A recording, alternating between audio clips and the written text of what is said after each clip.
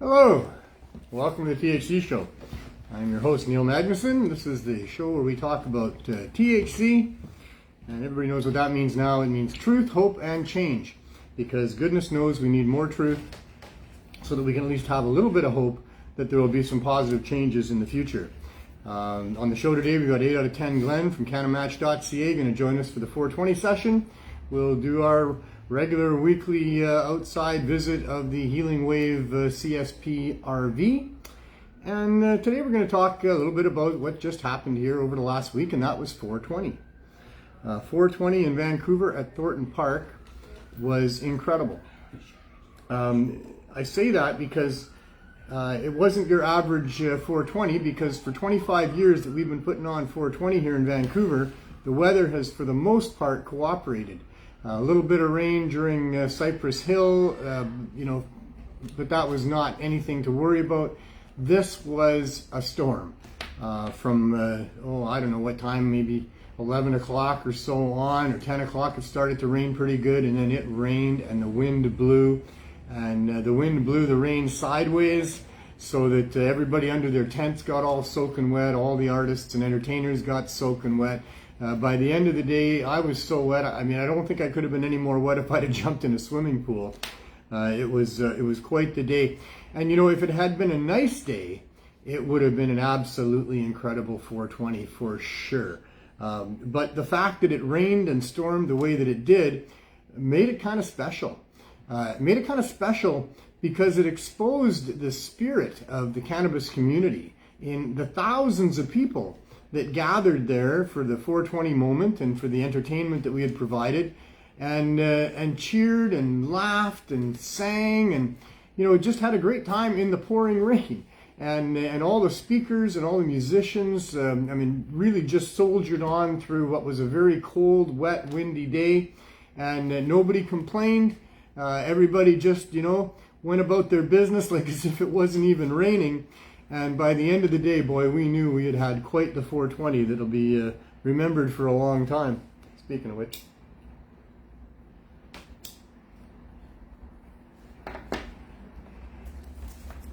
So the big theme at 420 these days, of course, is answering the question being posed to us by the authorities and by members of the public about what is the need for a protest. We have legalization. I thought we did a good job all day, the speakers and people that were talking about it, of really nailing the points about what it is that's wrong about this so-called legalization that we've been handed here. It truly is a hostile takeover, an attempted hostile takeover of the cannabis industry by what can only be described as a cartel. And in fact, it's a government cartel, which is even worse, because they don't even have their own money. They use our money. So here we got the Trudeau cartel that's got this fake legalization that's by the rich and for the rich, excluding all of the poor people, the sick people, the people that need to use it daily, the people that would use it if they could access it reasonably and properly.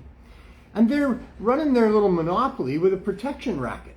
They've put in millions of dollars into enforcement, protection of this industry that they've created, or they're trying to create in competition with that vibrant industry that's been operating in Canada for decades and decades. In fact, it goes back almost 100 years. The Prohibition goes back 100 years.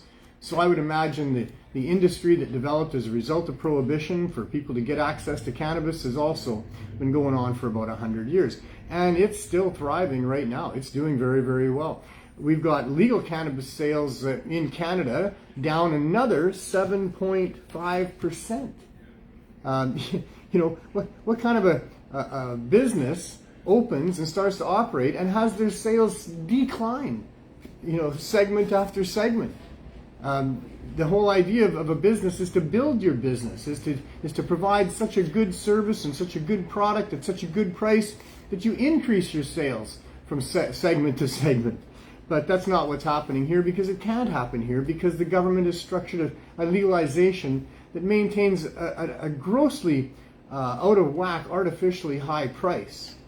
And that's the biggest barrier to access. But there's more than that as well. And the biggest problem is that there's no access to what would be considered medical cannabis, although all cannabis is medical for sure, and even recreation is not outside of the medical realm. It's a subset of medicine. It means recreation. It's something we do as preventative medicine.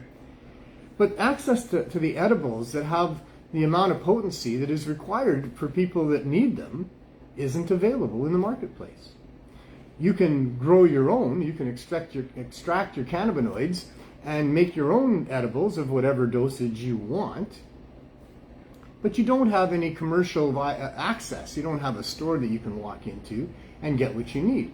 I mean, that creates a lot of different problems. In fact, it's so much like what goes on with this so-called legalization is hypocrisy. And it's hypocrisy at such a level that it's criminal hypocrisy, because there's crimes involved where people are making a lot of money and other people are being harmed in the process. And here's one of those areas. The hypocrisy involved in denying people commercial access from a retail outlet of edibles of proper dosages. I hesitate to call them high-dose edibles anymore, because really they're just regular dose edibles for whatever it is that people need. And some people's regular dose is down low and other people's regular dose is up high. But they need to have whatever it is that people need and let the marketplace decide those things.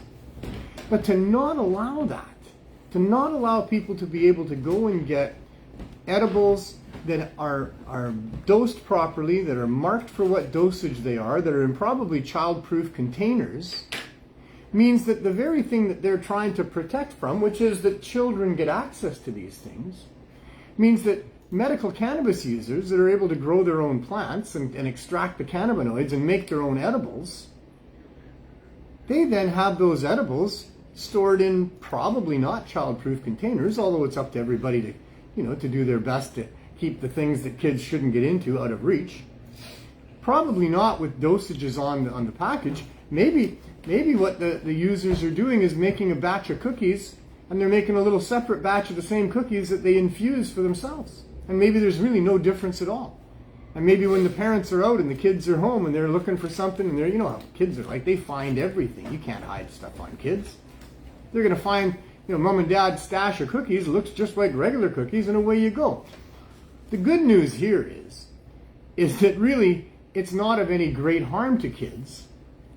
Kids that get into high-dose edibles and have those subsequent conditions that arise because of that, mostly they just want to fall asleep, aren't in any serious danger of fatal overdose or any long-term health issues. That's the good news. But as a parent, you still don't want your youngsters to get into the edibles and have those types of consequences, no matter what they are. It's just something that parents don't want to have happen. So the best way to have that not happen is to allow the parents to have commercial access to properly labeled, standardized dosed edibles in child-proof containers. So just more of the incredible criminal hypocrisy that is going on with the whole cannabis issue. It's absolutely why we need to continue to protest and not let this go. We can't allow the government to entrench this so-called legalization and succeed in their attempts to eliminate all of the competition through brute force. This is no better, or not much better, certainly for people that want to supply cannabis to other people and people outside of the cartel. It's worse than what it was before we had legalization. For us as activists, they've made it very difficult to maintain the momentum that we had in getting proper legalization, because they provided a form of legalization. This form of legalization that they've given us is one where they've definitely divided our community. Many of the people in mainstream society, they just think there's legalization and that's that for that, and they don't understand. And even many people in the cannabis community. Many people living in rural areas where it was always hard to get cannabis in the first place, and now they've got a store there. And now they're not going to get arrested for having a bag of weed. So what's the point of protesting? They don't get it either. The point of protesting is that getting that bag of weed from the government store and paying prices that are comparable and higher than what they were during actual prohibition is akin to just paying the fine up front. It's not reasonable access. It's not fair. There's no reason consumers should be forced into paying that, but that's the government's scheme. They're all taking taxes at every level. They're putting fees on everything that they can put fees on. They're keeping the price up there as high as what it was during Prohibition because that's what people were willing to pay then, and that's what they're still going to be willing to pay now, especially when now they're not going to get arrested for having it. Now they don't have to go to court to pay the fine. All of those things there as well. But the problem is that the very people that need cannabis the most, the sick people, they don't get reasonable access. The poor people, they don't get reasonable access. In fact, the poor people are definitely pushed back into the unregulated marketplace because the prices there are better than they are in the regulated marketplace. So the underground marketplace is continuing to thrive. I'm sure that 7.5% drop in sales for the legal cannabis stores was a 7.5% increase for the unregulated cannabis. And by unregulated cannabis, I'm not saying there's any danger in that. And that's also the issue. There isn't. So people are happy to go back there. They can go get cannabis at the government store down the street, or they can go and get cannabis from their friend's uncle that, grows it on the side there. And they're not compromising the quality of the cannabis at all. In fact, quite the opposite. Although the government says that their cannabis is the safe cannabis, and they want people to be using regulated cannabis because it's safer, there's no evidence of that. That's not the truth. I'm sure that some of the unregulated cannabis that's out there in the world is suspect and does have issues with pesticides and fertilizers not being properly flushed. But it's a small percentage. Growers are much smarter than that these days. Consumers are much smarter than that. Consumers know when the weed that they've got hasn't been flushed properly. Suppliers of cannabis and growers of cannabis don't want to be putting cannabis out there that's going to sully their reputation. They don't want cannabis out there that's going to turn away customers and drive them to other people who are growing clean, organic cannabis. So the unregulated marketplace is full of some pretty damn good cannabis. The best, as far as I've been able to tell. Although, to be honest, I haven't tried much of the government cannabis. I'm still a little scared to do that. Frankenstein being the guy in charge and all that, But it's just hypocrisy. And it's just ridiculous. There's no justification for any of it. We've had 100 years of prohibition here in Canada, and now we've got over-regulation that is actually just a mimic of prohibition. There's still criminal prohibitions for people that are growing or selling outside of the cartel. That hasn't changed. And even other people, they're only allowed to have 30 grams or 4 plants. Ludicrous. No justification for any of it. It's just hypocrisy. They can't last for long like this. They've lost 15 of the last 16 Supreme Court battles where they've tried to justify and protect what it is they want to get away with. And they lose, and yet they still come back, and the modifications are nothing of any significance. Almost all the same. We're still right now operating under a system called the Cannabis Act that is not very much far removed from what we were doing when we had the MMAR. The prohibitions, the barriers that are within that are still driving people to the unregulated marketplace. The Cannabis Act, with its stated goals of providing a regulated source of cannabis that they would like all Canadians to use and to deter illegal activity, is itself the biggest barrier to achieving those goals.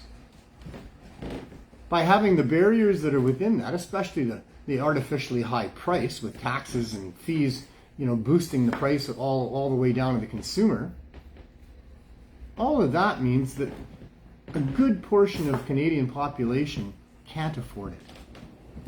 It's easier to access through the unregulated marketplace. The unregulated marketplace has cheaper prices, easier to access, less barriers. So that's what's happening. The rich people, the people that are doing pretty good, people that don't have a stomach for going and getting cannabis that's illegal, I don't know how many of those are, those people have a place to buy it, the government gets those customers, and they make a pretty good buck off them. The rest of the people, a large percentage of people, they're in the unregulated marketplace. With all the enforcement tools that were ever there, plus more, plus more, plus more. And they're using unregulated cannabis. A large percentage of the people that are most vulnerable, the sick people, are in the unregulated marketplace. So that there goes right against the first stated goal of the Cannabis Act, is to keep people using regulated cannabis. It's forcing people to use unregulated cannabis. And it's worse than that. Because really, even in the unregulated marketplace, it's difficult to access the edibles of a dosage that works for people. Can't find high-dose edibles very easy out there. Online you can, but a lot of people can't deal with online and won't deal with online. But there's very little in the form of high-dose edibles available for people to access that need it. The people that need high-dose edibles are dealing with serious issues. When they can't get high-dose edibles, they're forced into the unregulated marketplace for the harder drugs, especially in this neighborhood. The comments that came to us when the RV was seized, when the RV was burned, was, oh no, if you're not here for us, what are we going to have to do? Go back to using cocaine? Go back to using these other drugs? That's what they see as their solution. That's the solution that's offered to people, especially in poor neighborhoods right across Canada. So those people that aren't able to access cannabis through the legal system are forced into the unregulated system and then forced into the hard drugs in the unregulated system. 419. You got one more minute. I got one more minute. So what goes on in the hard drug marketplace is a lot of bad stuff. A lot of problems, a lot of suffering, and a lot of money. So what the Cannabis Act is in fact doing is the exact opposite of what it says its intended goals are, because the second intended goal is to deter illegal activity. They are absolutely promoting and amplifying the illegal activity that goes on around drugs, forcing people onto hard drugs, enriching a whole bunch of people that really we probably don't want to have enriched. And all because of a Cannabis Act that's there to try to restrict people's access to a plant that the government should be promoting and supporting people's access to. It's 420. Come on in, Glenn. It's 420. That means Glenn Wells is here. Yeah, I'm here. Well, Mr. Wells. Wells. Well. I'm smoking something. You got anything? Yeah, I got something too. Okay. Of course. How was your 420? Good, but cold and wet. I had to leave early. My scoliosis did not like it. I heard somebody say it was epically cold and wet. Yeah, but it was epic. It was epic. Yes. Which one I'll never I forget. really like how Mercules was saying thank you to his crowd and stuff like that. I like how he talked about mental health issues. Yeah, and being out there in the rain and everything, right? Yeah. So He killed it. Yeah, Mercules was great. Afro Man. I got to meet Afro Man. You got to meet Afro Man. Yeah, I sat and had a puff with Afro Man. We had a Yeah. little conversation there He in the was green puffing room. on the joint that I gave him. Because he goes, ooh, concentrates, eh? Yeah. I think he smoked a lot of weed. You know, that man has sold more singles than Elvis and the Beatles put together. Really? Because I got high. Because I got high. Because I got high. Wow. I wonder if that's because of the news item that he did. Well, he went viral before there was such a thing as going viral. Okay. And yeah, that song just took right off for him, and he's done very well with it. Yeah, for sure. and you know about the thing about the sheriffs and him, right? Yeah, that they came to raid him by mistake. Yeah, look, for kidnapping and drugs. And he made a song about it. Yeah, well, he had all the video. Yes, because he had all the right? cameras in his house. Yeah. And so he made a music video about getting raided. And he used their images on T-shirts and stuff like that. And they sued. They tried to sue him. Right. But he said it's my camera. It's public stuff. You work for the public, right? Yeah. And you guys were wrong to be there. So yeah, he made a lot of money off that too. Yeah, he's done very well. Yes. He's a funny guy. He was a nice man. Yes. Yeah. Very nice. And he really does put on a good show. And so did Mercules, and so did Prada, and so did so many of the other performers that were there, And and all of them in the rain and the wind. Wow. Yeah, it was It's something like else. something And the tents kept trying to blow away. Oh, trying to blow away? Trying? Well, we caught them, right? Well, my 4 tents, they went flying. Yeah, but we caught them. Well, but they had But already flipped one to got go. ruined, yeah. All 4 by the end of the night were ruined. Really, Yeah, eh? all 4 Oh, were ruined. wow. Wow, because of the wind.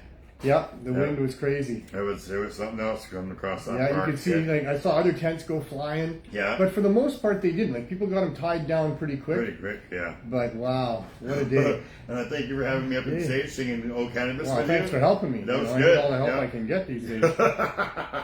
Well, I think I got it down pretty good now. So we got Cannabis Day coming up, I guess, on July 1st. So Well, yeah. Do we need a third? Should we find a third, like a female that'll help oh, really? balance out? I don't know. She'd have to have a deep voice because we have a pretty deep voice. Well, not really. She could offset the deep voices with Oh, her yeah. not deep voice. Okay. That's what I'm saying. Well, Another deep voice wouldn't help You have anything at somebody all. in mind? No. No, okay. Okay, Janice Joplin, auditions will be she's here next week, Monday. Boy, is that a big bag of mushrooms up there? You've been microdosing, have you? Once in a while. Once in a while, yeah. Once in a while. Mushrooms are great. Yep, for microdosing, yep. Dana Larson sells them. There's a number of different mushroom shops in Vancouver. There's Yeah. a lot of work being done on the mushroom front. Yep. They're very therapeutic. Once Are again, you look at what's happening, the machinations of government with respect to legalizing such things, and it's all about control. It's all about commercializing and monetizing the thing and controlling the thing for something that grows in people's yards. Or plants or whatever, farmers' fields, right? Yeah, they're all over the place. Yeah, you don't even have to seed for it. It just comes up. It's still a crazy, upside down, ridiculous world that we need to protest against. We need more 420. So we got Cannabis Day coming up. Mm-hmm. That'll be awesome on July 1st. Where's it going to be? Back at Thornton Park again. Thornton Park again, yeah. I think it will be epic, but this time it might be epic in sunshine. Yes. July usually 1st, July is pretty good, right? It should be. You never know. I hope Yeah. I didn't just jinx it, And then if you stick around at the end of July, there's the fireworks. Well, and there's BC Bud Day in there too. Is that that's BC in Day?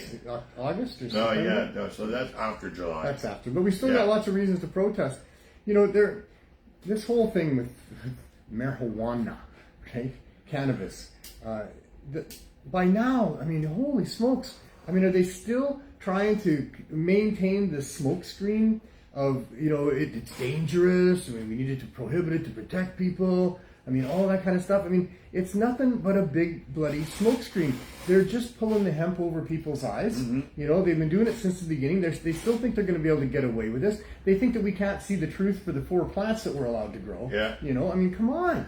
This is so wrong. It always has been. Where is there any justification for any of this? Where is there any justification what they did to the Indian children? And they lied and put up a big smoke show there.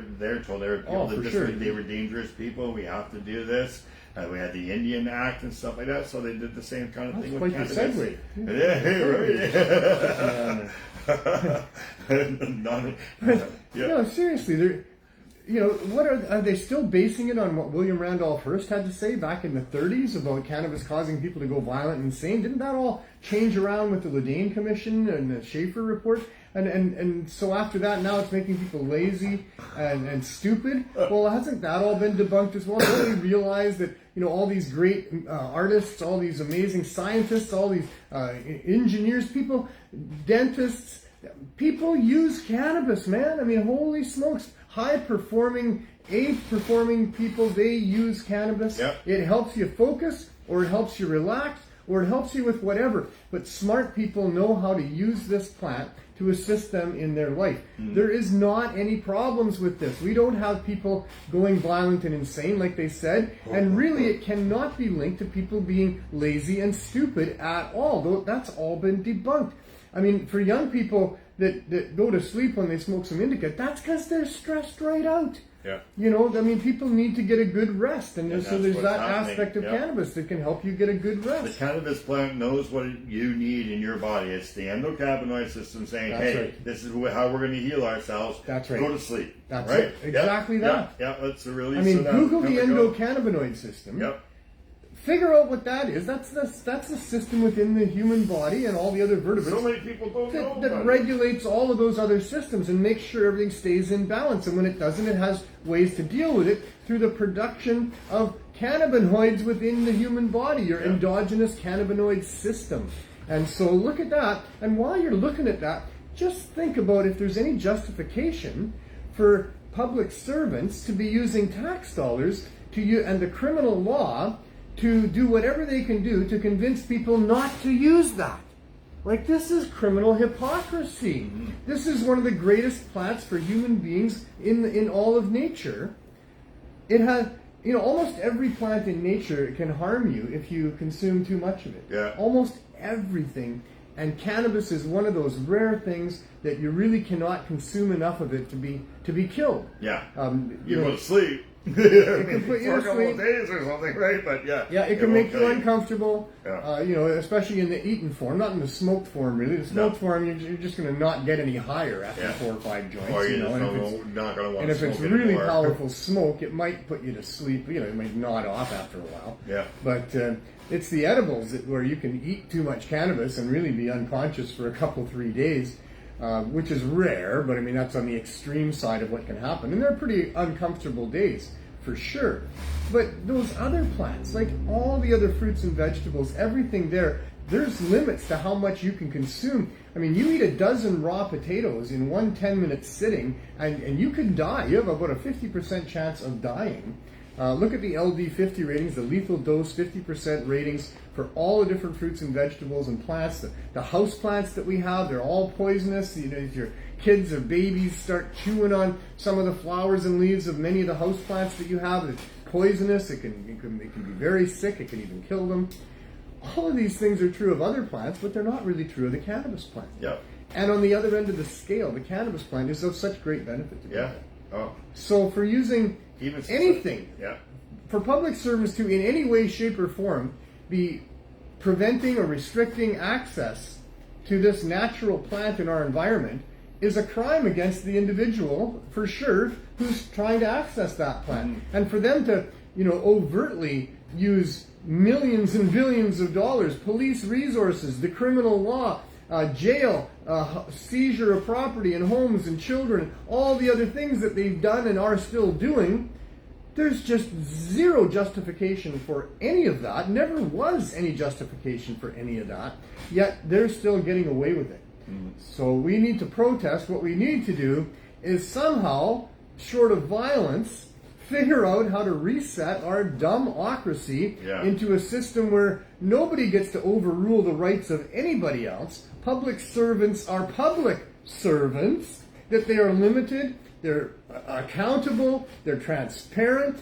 All of those things is what we need to have in our governance of these people who are simply there because we elect them, the people we choose, we pay them because they're going to do good work for us, and they're there to help us with things as we need it. They are not there to decide whether or not this dose is right for you, or that dose, or this plant, or that plant. You can have whiskey, but you can't have cannabis. Give me a break. That's never their role, never should have been their role. And hopefully we can learn as human beings, as we move forward into the future, we can take what's been happening with democracies around the world since its inception and change it. Put the proper things in place. Make it limited, accountable, and transparent. All of those things. If we had a proper democracy with the proper limitations and accountability and transparency in place, public servants who recognized that their role was to protect the sovereign individual right of every single human being, no groups other than children, then we could have a wonderful world. We could have an amazing world. But our world is corrupt.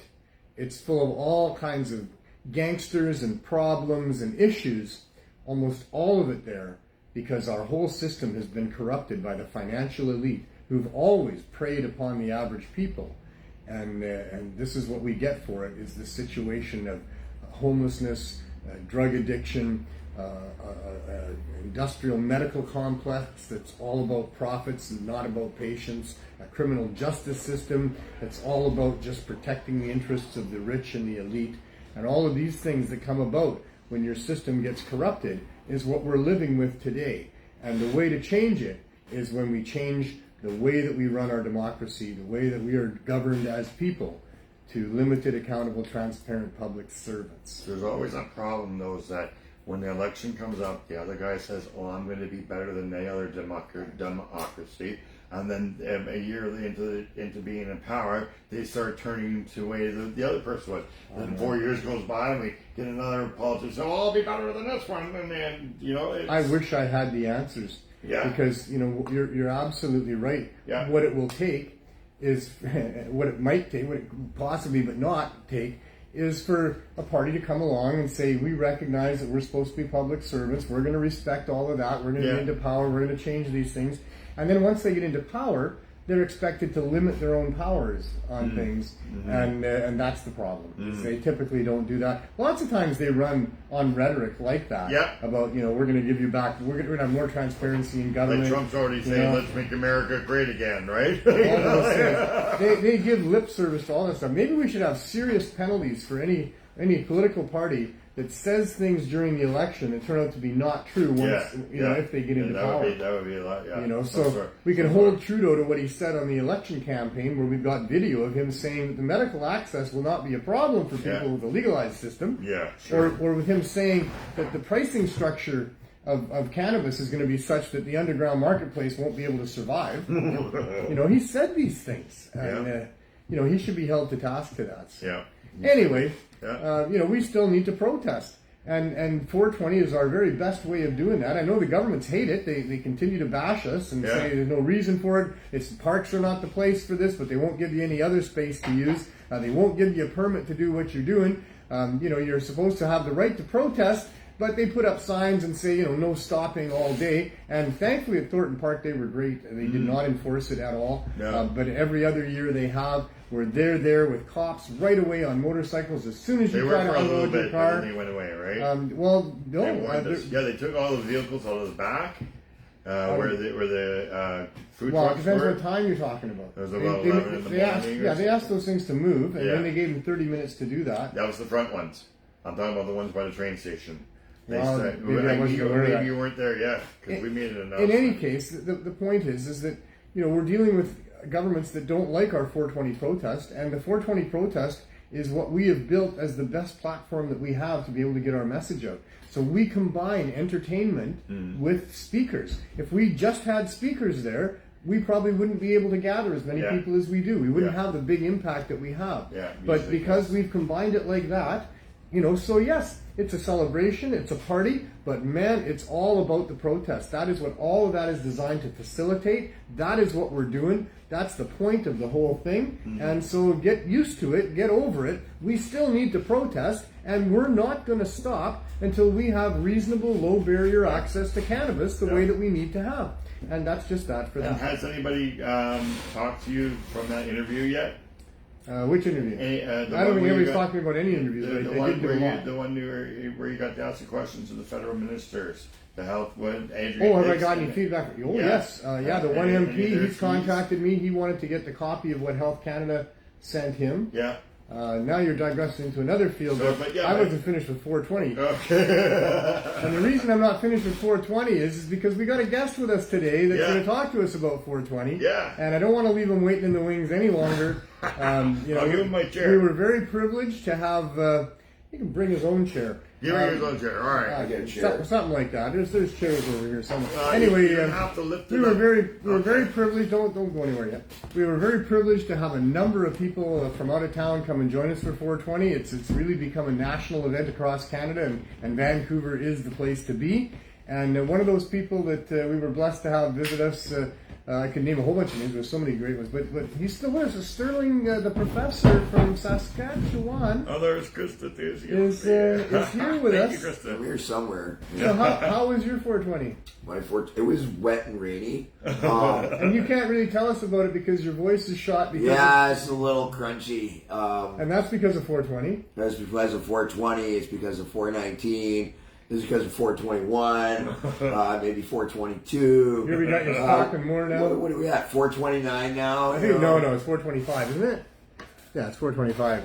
4:25. So we're still in the 4:20s. And I'm still making you talk. Yeah, but I don't mind because it helps. I need to keep stretching it. As you can tell, it changes depending on the pitch and whatnot. But I had a great time. So you had a lot to say, apparently. I do. Yeah. But I can't. I can't even sing in the car. The next 18 hours on the road is going to be questionable. Let's get a CD player. Portable CD player. No, I don't. But I like to sing. I like to sing along. Yeah, there's no one there to entertain me. It's just me. Well, the radio's there to entertain you. You got to entertain Have you listened yourself. to the radio? It's full of news. Have you No, listened to the news lately? When I'm driving through the mountains, I put music on. No, I do sing to a lot of the music that's on the radio. That's true. But if I couldn't, I'd still be happy to just listen. Yeah. Yeah. No, I am. It keeps me awake when I sing, right? So keeps other people awake too, apparently. That's why I don't drive with people anymore. I find Audible is pretty good for that too, listening to a book. Yeah, I haven't even thought about because whenever I'm in Saskatchewan, that's what I do because the roads are so flat and so boring that you gotta listen to a book because if you listen to your favorite songs, you'll just fall asleep, man. That's what happens to me. You're not allowed Have you to ever fallen watch. asleep at the wheel? No, I'll pull over, but I've got... Have you ever fallen asleep at the wheel? Had an What? accident? You had your car go off the road because you fell asleep? No, I fell asleep at the wheel yesterday in my van. But it was stationary. Yeah, it was stationary. You didn't specify. So I have fallen asleep while driving. Yeah, and that was not a pleasant experience at all. No, it's not. I was on the King George Highway. I was coming back from Whistler where I had a serious case of heat stroke. So you passed out at the wheel. Yeah, it had been a long drive back, and I wasn't feeling good at all. I had already thrown up in Vancouver at one intersection. Wow. And now I'm making out to Surrey. I'm just like, I don't know, 4 or 5 blocks from home, coming up to Newton on King George Highway there. Next thing I know, I'm waking up and going, what the heck is this? There's a big street sign right through the front windshield of my dash. Oh, wow. I had gone into the Meridian and just head on into this wow. This sign. isn't where I parked, man. It took me a moment, but because that happened to me, I'm aware of when that's about to happen. Like I can really feel like, okay, I'm getting to that point where I've got to pull over. I can't drive anymore. Yeah. Whereas I didn't really know that before, right? Oh yeah. And the other thing is that when you're getting close to home, then you relax. You see, and I remember saying, I only got 2 more bridges and 3 more straightaways. I'm almost there, man. I was coming up that hill, and I'm there, baby. I'm there. Okay. I'm more of the opposite. When I'm driving across Canada and I start seeing the mountains, I get energized. Oh yeah. Yeah, it's like I know I'm going to be home in 10 hours and stuff, right? So I felt that energy too on different trips for different reasons. When you're like I think statistics are that most accidents happen within just a few blocks of home. Yes. Do you know why? Because when I get close to home and my body realizes it's like, oh no, you have to go to the bathroom now. Right? So everybody's in a rush. I gotta get home. Yeah, isn't it crazy? I mean, I'm probably just me. I have no idea, but I'm fine until I get pulled over and parked and start heading for the door there, and then it's like, oh my God, get out of my way! I hope nobody's in there.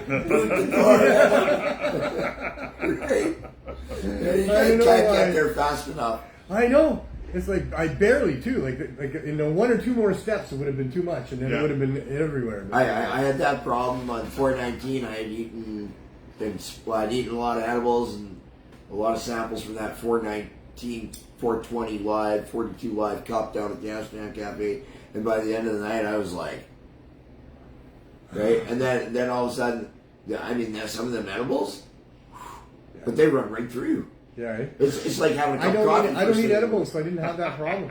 In fact, I didn't have to visit that bathroom all day. Oh, that's nice. Lucky until the first load of stuff that I brought back. But it was actually, what's funny is when I left, I saw you bring back the first load. I was driving by on my way to go dry out because to the point where like I was trying to text somebody on my phone, and it took me 10 minutes because there'd be a drip of water from my hat land on my screen every time. I'm like, man, it's wet out here. Yeah. But we had a great time. I want to give a personal thanks to both you, Neil, as well as you, Glenn, for having me on stage and bringing everything that went on. We had Mercules, we had Afroman, we had Proud West, we had So many. I saw Arrow up there. Great. Yep. I don't know the rappers, so I wouldn't be able to help you. But no, it was a really good show. Even though there is rain, I got some wicked photos of the crowd. There were tons of people there. Yeah. Right. We're used to the wet coast. Oh yeah. The wet coast. I like that. See, it was shining when I left town in Saskatoon. That's why the trees are so much bigger here than they are in Saskatchewan. Right? It's all the rain we get. It's true. Really, it has nothing to do with the fact that we're flat. Actually, it has to do with bear poop. The bear poop is full of fish. Oh, is it? And it fertilizes the forest, and that's why the trees grow so big here, apparently. Oh. Bear poop, huh? Okay, I'm going to use that. There you go. It's fish fertilizer. Grow cannabis with bear poop. No, fish fertilizer. It's a fish. It's not. It's the fish. If the bears were eating berries, it wouldn't be as good. But because they're eating fish, salmon. Yeah. It's definitely fish fertilizer. And, Got you. And it's all up and down through the streams as they come down and feed the ocean. Oh, look at that. A live picture. Live picture, right? Well, I mean, I gotta take evidence, man. We got all the evidence right here. Go Team Blue. Go Team Blue. It's Project Blaze, go. Yeah, Project Blaze. Smoke him if you got him. No, that's what they called him. Oh. For when he got arrested. Oh, Project Blaze. Project Blaze. Oh, yeah. all right. Yeah, that's a wicked name. I know. Why would they name it that, though? Why would they name it that? You know what? I swear to God, they're all sitting around the table smoking all the dope that they've stolen from all the patients, going, okay, so what are we going to call it this time? Let's fucking blaze that thing, would you? Hey, Jim, shut up. Keep smoking. No, I like that. Blaze, I like that. Let's use that. Yeah, let's call it that. Blaze, yeah. Okay, we're adjourned. We did it. We did it. We came up with a name for our project. Now, what do we need now? Money. We gotta get lots of money. We think this guy's selling weed cheap to poor people. We need money to investigate that. Quick, arrest him. He's doing something good for somebody. Not quickly. This is a project. This is a we got wages to be paid out here for the next 6.5 months. So for over 6 months. So what we're talking about, folks, is that the CSP, the Cannabis Substitution Program, has been running for 6 years here, if you don't already know, handing out cannabis to people that really need it. And since we got the storefront almost 3 years ago, we've been selling cannabis as well to pay for the storefront and other things that came along. And because then we found out that people need to be able to buy cannabis as well as get it for free, because there's a lot of people that will not come and get it for free and say, hey, look at me, I'm a drug addict. But there's a lot of people that need to be able to access it just like any other human with a baseball cap on and, come and get their thing. So we've got an RV out front that we're selling from because we're no longer allowed to sell from the store because the government hasn't provided us a license in over 2.5 years since we're waiting. But we are still, for all of that time, out in an RV, and we've had numerous different instances out there. But we had the police raid us last May and charge myself and 2 of my colleagues with selling without a license. And it was a 6.5 month-long investigation of undercovers and surveillance and all the rest of it. There's disclosure like yay thick on the whole thing. They spent a lot of our money on Operation Blaze, which is funny on two fronts. One, because, well, we're not about blazing here for the most part. This is about an edibles program. This is because the high-dose edibles gets people through withdrawal. And that's our big thing, is we want to make it as easy as possible, including free, for people that would use it to get off of opiates and get through withdrawal. So we're all about the edibles. We're not much about blazing at all here. Is that all withdrawals of all hard drugs? Have you Pretty found much, out? well, sure. So the heroin, the speed, and Absolutely. the opioids. Yes, absolutely. Because there's some really bad tremors and body quakes and for stuff sure, from heroin, but a good strong cannabis edible will help you. I mean, it can pretty much knock you out. Yeah. I mean, Right, so sleep, which is key in order for healing. Totally. Right? And then it makes you hungry, and you need food in order for your body to operate and heal itself. It hasn't worked for everybody. Yeah. There's a number of people for whom it doesn't work for. Yeah. And probably the reason is because they ate too much or they didn't get the right dose, and who knows what other factors. I mean, it just probably doesn't work for everybody. Not everything does. Yeah. But we certainly find that the majority of people, if they go slow, if they start at a low dose and go slow from there, that they will find the dose that works for them properly. Yeah. And we have hundreds of people who report to us that they're no longer using the other drugs, and cannabis is the reason for it. And their mantra is cannabis saved my life. That's what so many people will tell us here, and I've been hearing that for many, many years since we've been involved in doing this. So, yeah, the cops with their Operation Blaze, like I say, we're not about blazing here, although I've smoked cannabis, and many of my staff do as well. But as far as the outward appearance to the public goes, and what our real mission is, it's all about the edibles. What they decided to call us Operation Blaze anyway. The other one is that the RV got burned down. Yeah. Like somebody firebombed the RV. And even though this neighborhood here doesn't keep secrets very well, we've never been able to find out why that happened. Nobody took credit for it. Nobody came and said, didn't you get the message or anything like that? Mental health problem. It could have been a mental health problem. That's 100%. That's what I'm going to go with, because nobody's talking about it. Usually people like to boast about it if they plan something like that. We would know if it was something. It's like we've had some fires at the China in Chinatown. Somebody's been lighting some fires.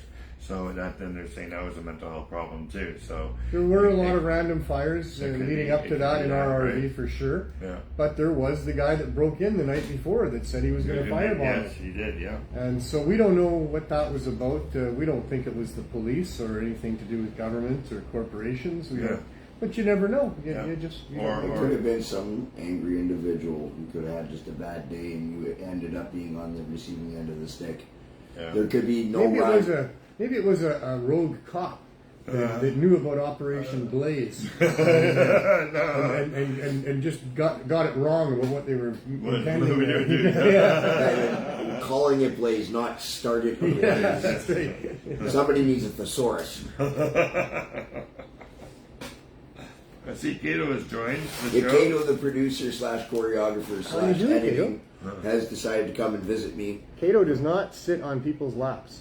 I get along really well with animals. You must, because the tail is wagging. Usually that means when they're he's good, and he's never good like that at all. I really like animals. I've always had a special place. You don't really have him on camera properly, though. Well, he was. Yeah. There you go. There we go. Well, I mean, he's showing his kitty parts. Yeah. He's like, check me out. He's an incredible cat. He sure is. He's a not a purebred, but Savannah. I was going to say he looks like an Egyptian now, almost. No, he's a Savannah, and the Savannahs were domesticated not that long ago, like not that many generations ago. They were wild and living in the wild, but they mated with some down in Louisiana or something like that, or maybe it was in the Middle East. I'm not sure. But in any case, they've become a fairly popular cat. The purebreds are very hard to deal with. They are definitely not lap cats. No. And when you look up, what a Savannah is all about, the first thing it says is, this is not a lap cat. Do not expect it to cuddle with you, And what he's doing right there, I don't think I've ever seen him do that for that length of time like that with anybody ever. He sleeps on my bed down by my feet, but he's very, very independent and typically does not like. He's not a people sitter. No. Right, which is one of those points where people have tried everything. People would love him to cuddle like that, and nobody's been able to do that. It's a respect thing. You really can't pick him up for any length of time. Plus, I took his photo earlier and I posted it on my page. That could do it. You guys are buds now. Some kitty porn. Right. And I had such a good time there, but I didn't get many photos. And because you guys were working, I know you did some video and whatnot. But if you guys out there have some photos and some video of the 420 event, we'd really like to see them post them up and tag us in it. Let's see what kind of fun and what kind of enjoyment and what you learned at the 420 event. Krista's already done that. I know. Krista, and you know what? I feel absolutely horrible because I didn't show up in time to meet Krista. I thought, no, she said she was still there, and I'd walked around. She was at my booth. Until 6, and I remember. No, she left just before 420, I think, to go to do some shopping or something like that. Okay, see, and I did, because I walked around specifically. I didn't get back to her hotel till 7 or something. Yeah, I was, but you know what? I promised her that if I'm ever out on the island, that her house is the first place I'm going. Otherwise, I am in a lot of trouble, and I would not want to make her mad. No. She's super nice. She is super nice, right? I saw her get mad once. You really? You see him get mad? Well, it was enough in messaging that I was like, okay, so if somebody's super nice, you got to be careful because they could have that opposite right? side. Well, I mean, listen, you don't go into the bear's den and poke it with a stick, not expecting not to get bit. Well, maybe if he proved himself to be nice ahead of time. Oh, I'm sorry. Okay, we'll go back. Oh, we're done now? We're done now. Apparently that was enough. Yeah. I didn't pay enough attention. That's it. That's happened before. Yeah, that's it. I'm out of here. Yeah, it was an absolute blast. We saw lots of vendors, lots of people doing their thing. I don't have enough time at Fort Collins. We only had one issue. It was super small. It was just somebody on the street that the police had to deal with. But other than that, I talked to numerous of the officers that were in and around the park and whatnot, and they were all having a great time. They're like, and I talked to them. I was like, I mean, you could be dealing with the other stuff we're here. And then the two I was talking to about this said, we would rather deal with some stoners, people dealing with weed, than the stuff that we deal with on a day-to-day basis. For sure. Yeah. I thought the VPD was great. Yeah. They did have to arrest a couple of people, drunks that were there, and they came in and surgically removed them without any issue. But they just didn't hassle anybody for the most part, and when they did, they gave you warnings ahead of time. It's, that you couldn't park there, right? And they came and talked to me, and they said, it's a safety issue. It's like, we might need to bring in fire trucks or ambulances or something. We need to have that lane. That's right. And that made, perfect sense. So. Yeah. It does, because they are essentially there to serve and protect, right? Even though that sometimes our side and their side don't agree on things, and they have to do things that maybe they don't necessarily agree with. Well, they see a big crowd there, and they understand the potential of a big crowd. Right, and so that safety concern is big, because the last thing we want is somebody getting hurt. Yeah. Sure. Yeah. For something or worse, when it's a big crowd like that, when you can see that many people all crammed in so close, if there was something that was to spark them into a stampede, lots of people can get hurt bad in something like that. So, there's reasons why they look ahead and project and think about what could happen.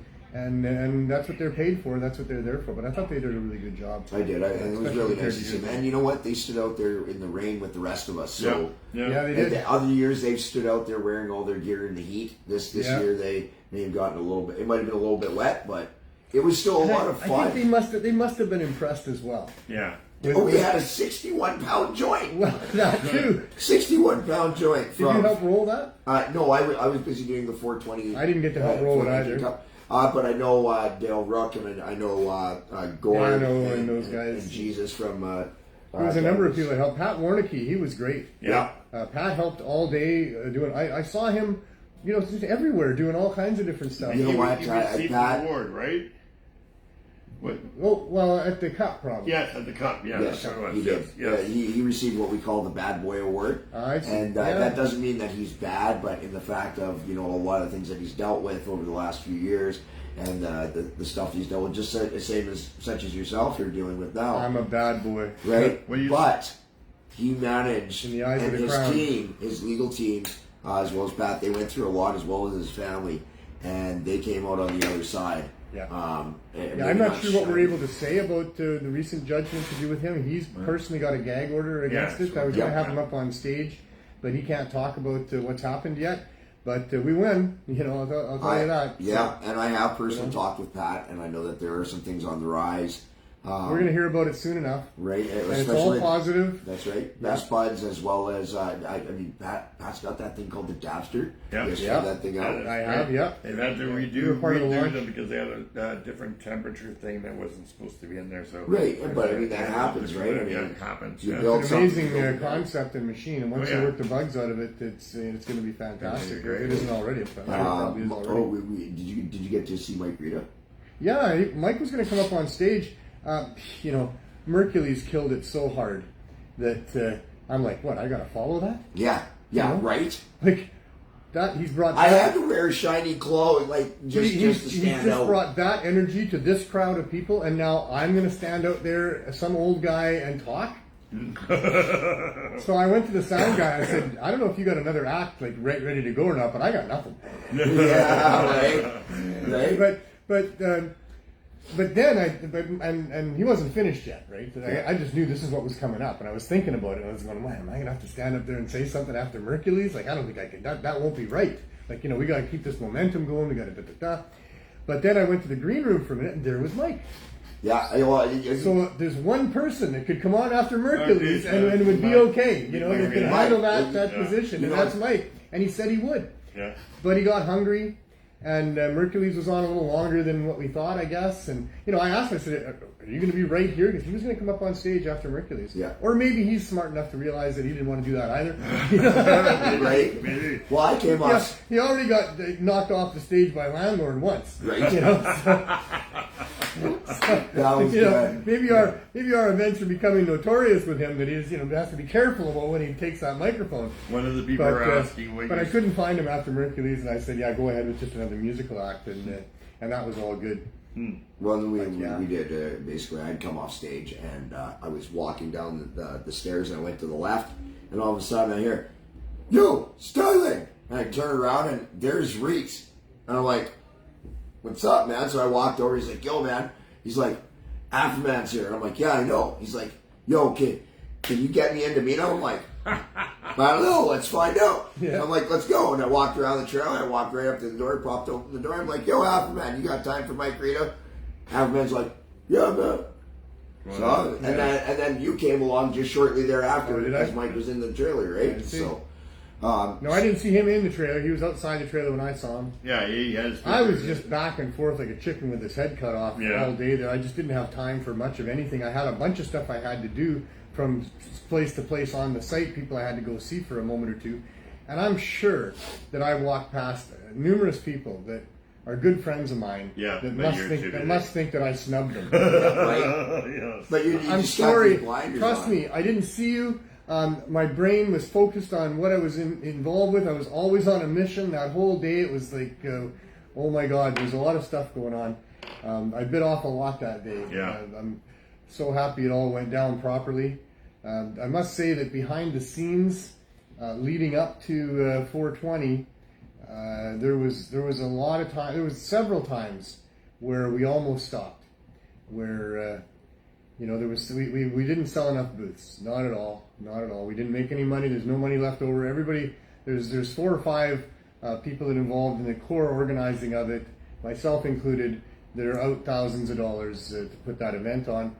We came to decisions about that early on, that we were not going to let it fail. That whatever it took, we were going to make it happen, because it had to happen for a variety of reasons. And so we did make that work. But boy, I'll tell you, there was some things. The day before 420, so on the Wednesday morning, the trailer was all loaded in Calgary with the 65 pounds of weed, the tables, the big tents, the industrial snow blower, and a bunch of other equipment that they were bringing down. And they went to hook it up, drive it down here, and it was gone. Somebody had stolen the trailer that Dale Rook had put together for this event. Wow. So 24 hours before the event, that's what's laid at our plate. I managed to arrange for a little over 30 pounds. One of the other organizers managed to arrange for another little over 30 pounds. That's where the weed came from. It was not the weed that was originally donated that Dale had gathered up. This was weed that we put together at the last minute. Had the papers from Empire Papers not been in Vancouver, then it wouldn't have happened. Yeah. But thankfully, we still had the papers. I went and rented new large tents that were supposed to be the hot box, by the way. But another one of the things that we had so many complications this year, and the weather, Mother Nature was a big part of it. She did not help us at all. No. So we couldn't put the sides up on the big tents and have a hot box because the wind was too strong. And they started putting it up on the side, and it was going to knock those great big industrial-sized tents right over. So that didn't happen. But yeah, we had to put all that stuff together just within, and not to mention, like myself, I had a whole bunch of other stuff that I had to do before 420. That 24 hours should not have been about, driving way the fuck out into the valley to get weed and going to the tent rental place and all the other shit that had to happen. You do what you We have should say to. thank Do you what you have to to do. Golden Coast and the guys For who sure, brought the yeah. entertainment. And Oh, everything. man, such great- That was a Death Death Row Row Records. Records. Yeah, thank you very Yeah, much. they did a fabulous job. Yeah. And we looked at each other too, right? The 3 of us, because, when they walked in the office here, they walked into this space not that long before 420 was supposed to happen. Yeah. And they said, look, we need to, we got all this stuff planned. It's not going to work where we thought it was going to work, the way we thought it was going to work. We'd like to work with you. Can you make this happen? Can we merge with what you're planning to do at Thornton Park? And they said all the right things to me. That they were big fans of 420, had been for years. They wanted to bring a very epic special event to Vancouver. And they did. They did. They reached out to me, asked me, joined up with you, and there we go. Yeah. Yeah, so when, I think it was when Mercules, either Mercules or Afroman was out on stage there, the three of us were there kind of looking at each other and giving a little nod and a smile, like, I think we're all thinking the same thing, We managed to do it despite a lot of obstacles in our way since that first meeting and all the things that happened since, and here we are, and this is what we did, is so epic because all of those people, it's nothing to have. It's nothing, really, seriously, after all we've put together over all the years. It's nothing to have a huge crowd of people at 420. That's going to happen. You have a 420 event where Dana Larson is speaking, and it's nothing to have a big crowd of people.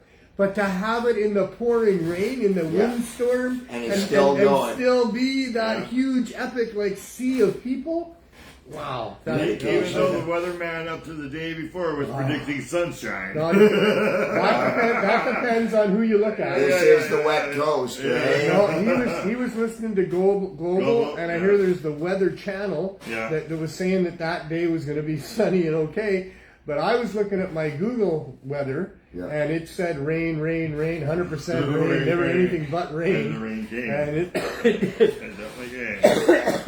Krista says she loves you. Gotta check 6 different apps and whatnot and take your best and guess. And you never know here anyway. Right. They're all just guessing for the most part. Wait 15 minutes. They're more educated guesses now than they used to be, but they're still just guessing, and it can change within a day here. Yeah. I had a girlfriend that was less bipolar than the weather out here. Okay.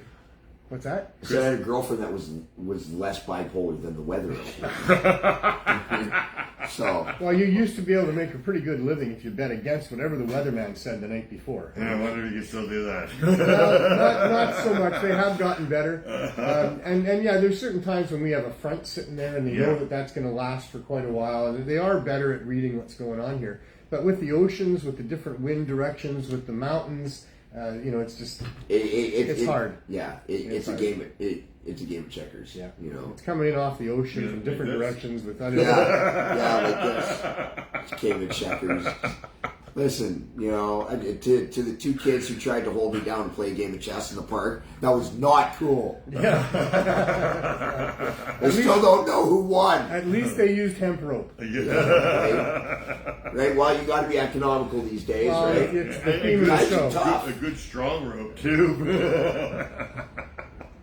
I have the worst friends. So now I just read a story. It's like the craziest story. I don't think I believe it. Yeah, I know you were saying that when you were reading it. There's a viroid called a latent hops viroid that apparently is affecting cannabis plants all across North America and now globally because there's been a lot of clones shipped out of North America to other parts of the world, and it reads like every plant probably in every garden is going to have it. But you got to get it checked to know, and the first 2 tests are going to come back negative, and then so you have to test it 3 times. And I'm like, who are they working? Like, what testing lab are they representing? And then dark something. I'm not going to even name them, right? But there was a testing lab that came up several times that would be able to help you with this problem. That it was in the soil, that it was in the water, it's in the air, it's everywhere. It's like that sounds like oxygen to me. It sounds like a cannabinoid pandemic, a coronavirus for cannabis plants, and it's not just cannabis plants. But here we have a problem because if it's coming from hops, that means pretty much all the beer in the world is. Well, no, but yes and no, because it's not just cannabis plants; it's also hops. And there's bio whatever they are engineers that are saying that people don't understand the big crisis that this could be, that it could really affect production of hops and cannabis worldwide. But then they go on to say that it's pretty much asymptomatic, that it will result in more robust plants down the road, that there's really no symptoms of any sort except that you're going to have less developed trichomes and a lower THC count. It's the weirdest flipping story. I was thinking it must be April 1st. They don't really know what it is. They don't really know the symptoms. It's asymptomatic. Yeah. And they're telling everyone that it's in the water, it's in the food, it's in the soil, it's everywhere. Why does this sound familiar? And you got to get it tested. And it's the only. Do you have to third get a test. shot too? Probably 6, right? We're all going to have to get vaccinated with booster shots. Well, I'm against out of us. here. When you touch this plane, you'll have It's just the craziest story. I mean, I don't know what to think of something like that. Yeah, because now you're going to have to get a shot before you can smoke your fucking joint, right? Well, they didn't say that. To be fair, they didn't say that. They didn't say but it yet. They did say that it was everywhere in everybody's garden. Well, how the hell can that be? Yeah. You know, and is there an antidote for it? And what would you know, how do you get rid of it? And once you get rid of it, now can you not create a mother plant that doesn't have it that you can get clones from and keep your room clean? I mean, you know, nothing makes sense. It was like reading for sure about, you know, what the government was saying about this virus, the coronavirus. It just doesn't make sense. It's on doorknobs. It's going to stick on towels. And I could take my skateboard into the store. Even on your gas gas That's station right, handle. the gas And station gasoline has soap in it. Yeah. Gasoline has detergent in it. It was nuts. And they said, don't touch it without gloves on because you're going to get coronavirus. I went to Dollarama with my skateboard. Okay, Right. They wouldn't let me bring the skateboard in because they were worried that there was COVID on the wheels. On the wheels. Because it was It's in the rolling streets. around everywhere. Remember when they were like flushing the streets? Thanks, Dollarama. In different places, they were totally flushing the streets, going down the trucks and just washing the fuck out of everything. Wow. I didn't mean Best you know, spray wash I've hardly, ever had. I've hardly mentioned this thing other than its assault on freedom for the most part overall the last 3 years because it's just so controversial and I just whatever. But I mean, at least we can joke about it a little bit more now. It made no sense. But I did see Jordan Peterson interviewing this person that worked for the CDCC, and he said that, and he was a doctor. Yeah, he was a doctor, and he got a notice, an email. I would like to see the email, but I mean, it was very believable what he said. They were told that because the way that they categorize a death is like there's the basic cause of death, and then there's contributing factors. Yes. Well, they were told that if COVID was a contributing factor, that it should be put as the cause. Yeah. And he was like, "No, that's totally wrong. Why would we do that?" It's a and contributing so that begs factor, the not question. cause, yeah. You know, why do they want to be able to say that so many more of these people that died because of corona, when really they had heart disease for years leading up to that? They were almost in Weakened immune state in their hospice care bed, and then there's some trace, and they were just testing everybody to see if there was some trace of COVID within their system. Not that they ever did display any symptoms, not that it was, the things from COVID that would kill you. So anyway, that stuff is coming out. There's lots of it out there. I don't know what it'll all mean. It'll probably mean nothing. What it'll mean is we get to find out that we can find out that the truth is that we were scammed. It was all used to control people, to manipulate us, to take away our rights, to experiment with how it is that we react to such things. And there's nothing they're going to ever be able to do about it. Nobody will ever do it. The government wouldn't do that to you.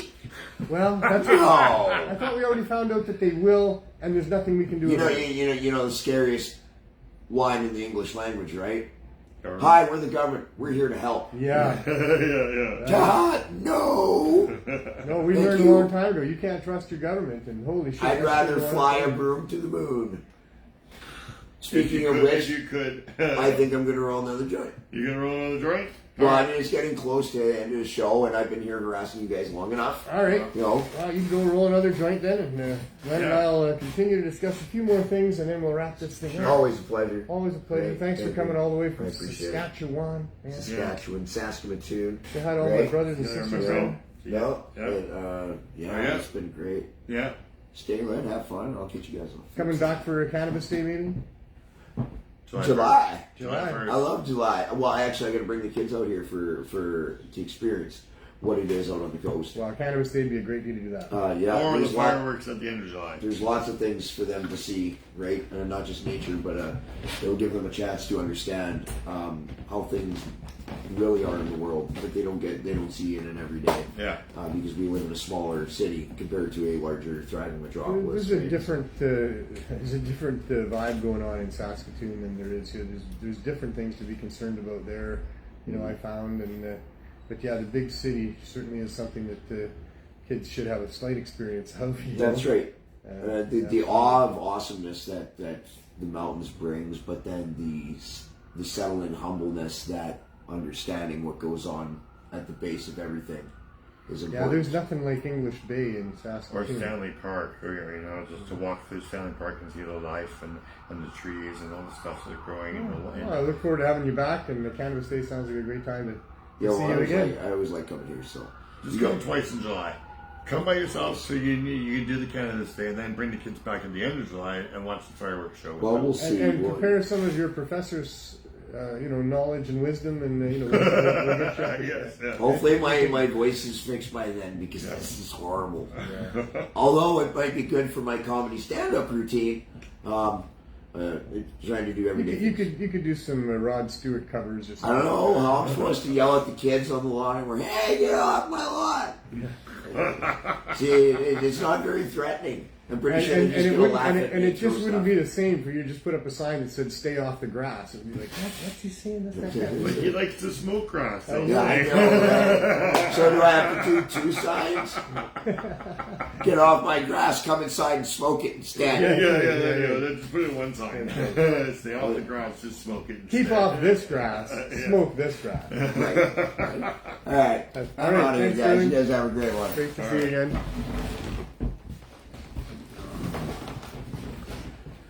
Well. Yeah, Wells. Yes, Wells. Jeez. Yes, Wells. Sterling. We seem to be on the track of something here, Wells. Yes. We've been following these clues for so long now, and we're maybe at the point of finding some sort of an outcome. You think so? Well, Hope so. it was encouraging. It was very, very encouraging to have that the question and answer Yes, opportunity with the federal health Which we minister. showed last week, right? Yeah, but more than that, the talk that we had afterwards and the follow up since Oh, then. what was the talk about? Well, all things to do with the CSP. Nice. Yeah. I Even I with did. Dixon? Sorry, Even with Dixon? Mr. Dix did not. Or Dix? Did is it not Dix? attend. Okay.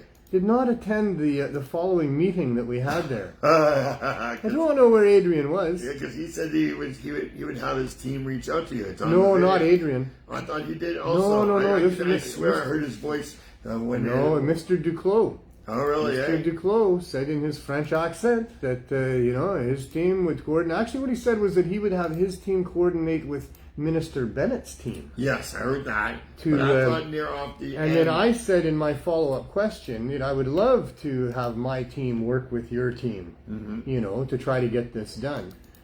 But the Adrian Dix, I don't know why he's been silent on this issue. I have included him in emails. Because he's probably I've reached out to him. A supporter of the CSU.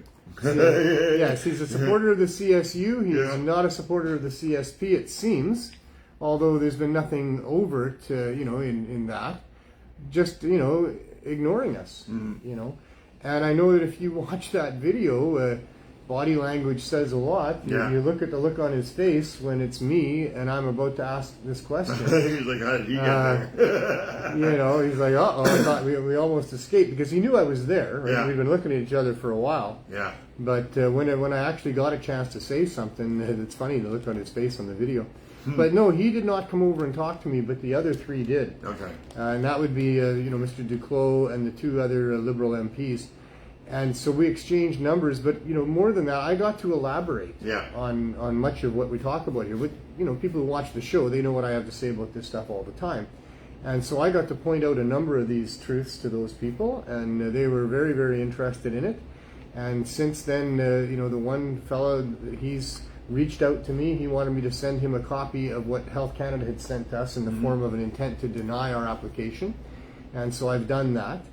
And we'll just see where all that goes from here. I was thinking about it yesterday, Monday, the start of a new week. Yeah. And, which of these people are having conversations about us and, Yes. and who are they Or having are these they? conversations Even with? if they Well, I are, think that they are. I think Yeah. that there are conversations now, as a result of that to some degree. I mean, the conversations may be, well, how can we quell conversations? Yeah. How can we not talk about this? But I don't think so. there's a lot of political currency in what we're doing here on the positive side available to these people. Of course. Saving lives is always a good political currency, Yeah. And now we're on the downtown east side of Vancouver helping the CSP, and we're saving lives by keeping people out of the health system and doing withdrawals with them or helping them with withdrawals. They don't want to be seen as saying no to that. Yeah. That's some pretty negative political currency if they were to be seen doing that. Mm-hmm. So to be able to confront him, on that stage with it being live streamed over the internet and all the key people, watching, was a good thing to do for us here, I think, and it puts some pressure on them at this point because now the ball's in their court. Clearly, they've been informed of the good work that we're doing here, and are they or what are they going to do to support us, if anything? So has Bennett got a hold of you yet? Nobody's gotten a hold of me except that one MP. That's it. And I think that was his assistant, the MP from Richmond. Okay. But that's okay. Baby steps in that Yeah. respect. And like I say, it's just a couple conversations that happen behind the scenes, and things can really start to get rolling. Yeah. So we'll see. Anyway, I think my lawyer thought that was a good thing that happened there. Yeah, definitely a good thing that happened. Yeah, right. So, but it didn't remember you because they have so much other stuff, and you go to back to well, that's on me. Right? That's on me to Yeah. continue a relationship with them, and I will. I've sent them all the email that Maybe you included reach our out to intent. the MP that's from Richmond saying, hey, this guy said we should get a hold of Bennett. I have not heard from them. Yeah, maybe something they like can that. send an email saying, please get a hold of Mr. Magnuson, right? Yeah, something like that. Yeah, because you got that. I'll find a that reason step to be inside able the to, door. to make sure it's in their mind. Yeah. For sure. Yeah. So no, these are very positive things. Maybe we can. But I want to go to court. Because my lawyer Jack said that well maybe you can have this thing all set aside long before we ever get there. Yeah.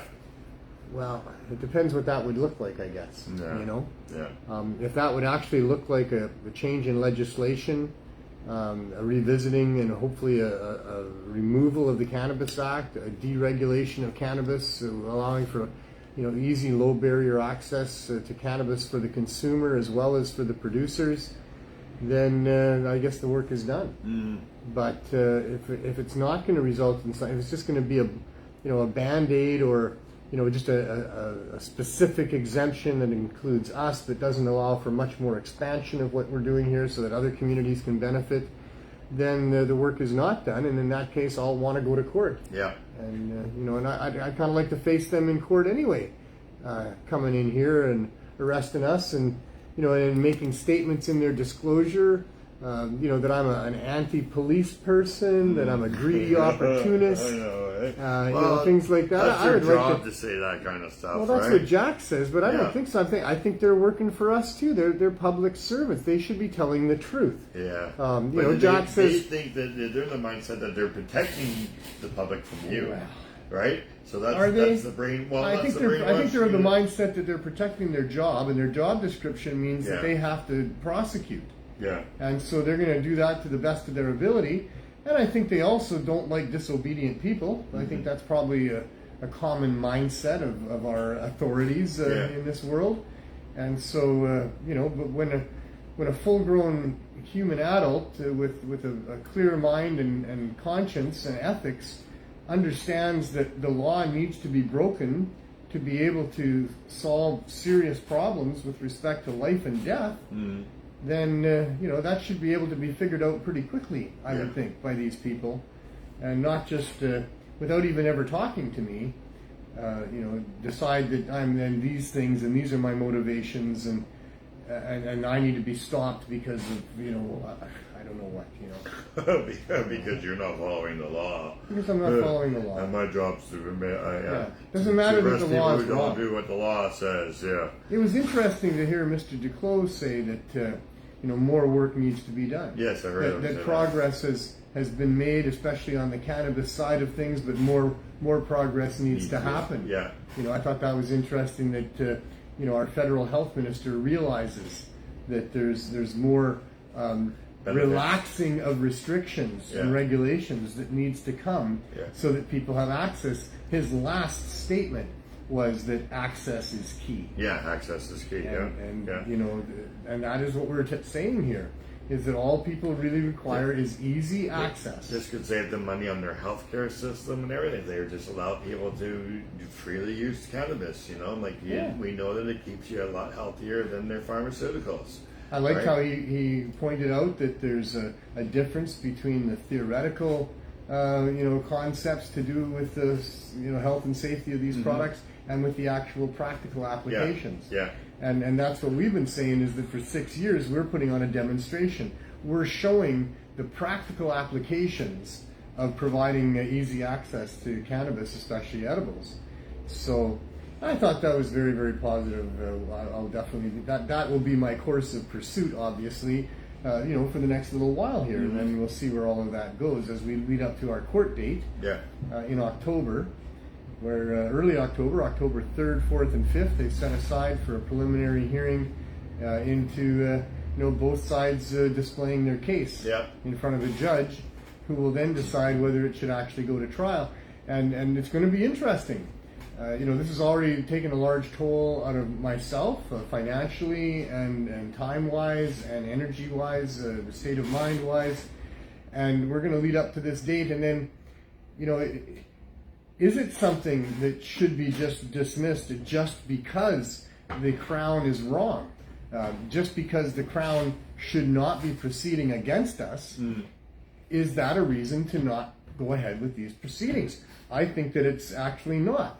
I think that the truth is that if the Crown can be so delinquent in wanting to bring forward a case like this, without properly doing their due diligence and getting to the bottom of it before we ended up in that courtroom for 3 days, where I'm sure we're going to get to the bottom of it. I think that for our sake and justice for our sake needs to continue, where we do go about this charter challenge against what it is that they are trying to do there. Not just have it dismissed so that we don't make any groundwork other than to say, well, they dismissed the charges. I mean, that's positive, but here we are still operating out of an RV, still awaiting a license that may or may not come, all of those sorts of things. So I'm hoping that, I believe that the judge is going to look at the case and go, this is ridiculous. I mean, this should not be, should not be going forward, with the evidence before us. But I think it should, and maybe even because of the lack of evidence that the Crown was basing what they're going forward with, that I think that they need to be taken to task for that. And the Crown, that is Health Canada, that is the Cannabis Act, that is all of this to do with legalization with the Trudeau cartel. All of that stuff, I think, needs to be brought into a court of law and exposed for what it is. So I'm hoping that we do manage to go through that. I will not be all that happy if it's just dismissed. I think we need a much better ruling than that like I say, does those things that need to happen. So that's going on. What else you got on the list? Not much. Not much. We talked about the hop latent viroid, HPLV. How about VD, by the way, HPLVD. Oh, VD, eh? Yeah, it's a VD for your cannabis plants. Don't we have any cream for that VD? I am 100% sure that it's an STD. That's probably an STD? Well, yeah, it is. I mean, it's in the water, it's in the soil, it's in the air, and I believe it's transmitted sexually. It's in the clones that are coming from the... It's in the clones, whether or not the mother has it or not, apparently. They caught it in the air, and they got it when they were watered, and they put it in that wrong potting soil. I hope they come up with a cream or a pill to get rid of that VD. Well, I hope I'm not the one who has to take the pill. It's crazy. That's an amazing story. I think we need to look further into that story. And they basically said if it's true. They didn't say if it's true. They said that there's really nothing we can do about it. We're just going to have to learn to live with it anyway. And in the end, the plants will become more robust but less potent. Really? That's what they said. Wow. I don't know. I think it's a bunch of bunk. It could be one of those fake news things. Fake news if things. there ever was an opportunity for fake news. All of your pot plants are infected. Come to my testing unit and nominal fee. We'll test them for you. It has to be 3 times per plant. $100 per shot. It'll be negative the first 2 times. Why would you bring your plant in to have it tested a third time after you got 2 negatives to begin with. Because they say. Only because they say. And they're supposed to be experts. So you got your second negative and you're like, oh, damn. Yeah. It's looking bad. I got a second negative. My plant's got a VD. You've been messing around, haven't you? Every individual plant has to be covered with plastic at all times. Where are you hiding that mail? Condoms for all pot plants from here on in. And I just happen to have some for sale. Cheap. Going fast. Get them now before they're gone. Maybe you get a morning after pill for the plant. I'm sure there's going to be a whole bunch of new products based on killing this virus that they can't kill anyway. That's going to be, you have to learn to live with it. It's traveling around in all the different mediums. And a whole bunch of people are going to make some money off of that. Oh my God. Oh wow. What a crazy world. Yeah, it is. Truth, hope, and change. I don't know. That's what we're hoping for. We're hoping for some truth from the We government. hope that the truth wins out in we this hope that one. we get some low barrier And access. the story changes. That's what we're We hoping need for. change in our laws. Yeah, that's it. Yeah, I hope that with that story, the truth wins out and the story changes. And that not everybody has to go and get all their pot plants tested 3 times a year. Yeah. And what did it say anything about for every new smoking clone. it? No, they didn't say there was any harm to people So it's not smoking it. growing a VD in our lungs or anything like that? They didn't say that. No. They Or in the also mouth? they talked about the billions of dollars of losses both to the hops industry and to the cannabis industry. They did identify that on the cannabis side it was because the weed was going to be less potent, but on the hops side of things they didn't really talk about what it was that was causing the losses What we there. need to do is we need to Google hops and that disease and see if there's any. We'll do some to investigations. see if there's any reports on the other side that are not influenced by this lab company, right? I'm sure there's more to this story. Is there? I'm sure. All there's right. more to this Well, story. tune So in anyway, next week. Yeah, exactly. So the other thing was Cannabis.ca. Yeah, I think you were wearing the shirt Had an today. appearance. Yeah, you are. You're wearing the It's, Cannabis t-shirt. I It's noticed slowly that. disintegrating. It is. Yeah. So You know, then that's but because Cannabis.ca is not slowly disintegrating. Nope, it's slowly we're still building there. itself up. Yeah. There's new things going on. What do you got going on with apps? Well, we're just waiting for the Apple app. Yep, So the Apple app is next up to come. it is. In the meantime, We're over 2,000 people now. We lost a few when we were hacked. Right. But hopefully they'll come back. The Cannabis thing, you just turn your shirt inside out when you wash it and it won't get like this. I see. Because the agitator is going against it and that's what's causing you that. make somebody a wonderful husband. Oh, when somebody they- told me that. I learned that from a lady. So, but yeah, you have to turn them inside out. So Nice. then that way that you don't lose that as fast. That is brilliant. Isn't that, eh? I got a number of shirts that I'm going to have to make sure when I put them into the laundry, Turn 'em inside I'll out. turn them inside out, and I'll it'll get the last guy. longer. I get the guy who does my laundry for me to make sure he doesn't turn them right side out when he's When he's processing. folding them. No, when you When he's folding them, yeah, fine. Of course. But I'll tell him yes. what my strategy is. Yeah, Because I do have a guy that does it for me. yeah. Because I don't have the patience or the time. Okay, but if he doesn't have an agitator, then it doesn't matter. Because some machines now, the top Well, when loaders I was there don't have- recently, there was some machine going off, and it was pretty agitating. it all was the time. it was an agitated There was machine. a lot of wasn't it? noise. I felt like it was going to just explode at any moment. It was just sitting there bouncing up and down and rattling around. You know what I meant? The one that's in the middle. Okay, some machines Yeah. now don't have that. It switches the size to clean your clothes, right? I don't know. So the ones that are in the middle, they go like this, right? How do you know all these things? Because I've watched it. Okay. 'Cause I don't know any of these things. I do laundry. I I've- have to do laundry. I'm a single dad. I've been doing laundry really. I clean floors, bathrooms, windows occasionally. Well, that's you know. kind of stuff. I know carpentry and home remodeling Yeah. stuff from about 25 years ago. Okay, so you need an upgrade. 20 years ago. An update. There's a whole bunch of new stuff. Yes, there is. There's a whole bunch of new stuff. Yes. I was in a stereo shop today. Huh. And man, radios don't look like what they. No. A lot of them. Some of them do, but some of them don't look at all. They're just like this square, what do you call it? Tablet. Yeah. Tablet thing.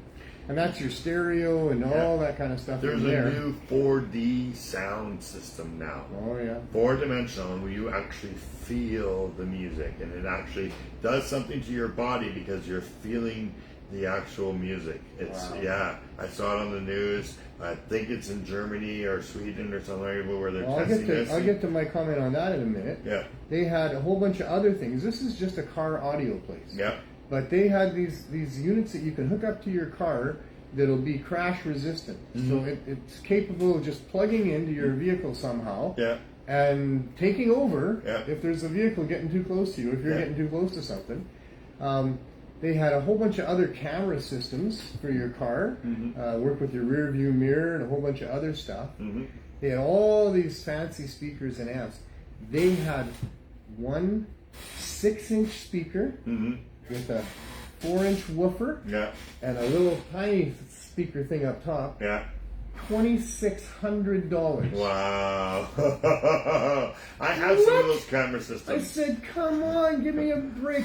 I said, I was in my early 30s when the stereos got pretty much good enough that any new improvements were beyond what the human ear could hear anyway, so what's the point? I said, I get it. Some people want to spend a whole whack of money just because they got it and want to say they spent it. Yeah. But I mean, $2,600, he says, it's very smooth. It is. I said, what do you mean smooth? He said, well, you know, some people, they like, you know, their music. Because he had asked me what kind of music you listen to. I said, I'm stuck in the 70s. I mean, I listen to a pretty large variety. Yeah. But, you know, I still like many of the old classic rock songs. They never get tired and old for me. And so I didn't realize he was asking me that because he was going to tailor which 6-inch speaker, you know, that would be best for you the speaker I got was not $2,600. It was not 1/10 of that. It was much less than that. Does Billy Joel say by said cheap spare speakers the last in his song or something? There's a Billy Joel song. There is, yeah. Yeah. I was amazed. It was just like, but the point is, all this has changed so much. Yeah. But, I have the camera systems in my car. I have a rear view one and I have a front one, and that the system you're talking about is probably the autonomous braking system, which some like cars are already equipped with. I know that. right? So I didn't realize you could just do it remotely. You actually pay less insurance when your car has that. I just didn't realize it was an add-on. Yeah. That you could just add it on and then your car will stop all by itself. Even if a grocery cart was to go across your path while you're driving, the autonomous system I'm fine with that. and hits the brakes for you. I'm fine with that as long as it doesn't release the airbag. No, it doesn't release the airbag. No, and a red light flashes on your display screen and on your whatever dashboard. My car is 21 years old. Okay, don't do that. I think it's still extremely modern. I have no idea. Well, it's because it's 21 years old. I think in 2002 they were hitting their stride.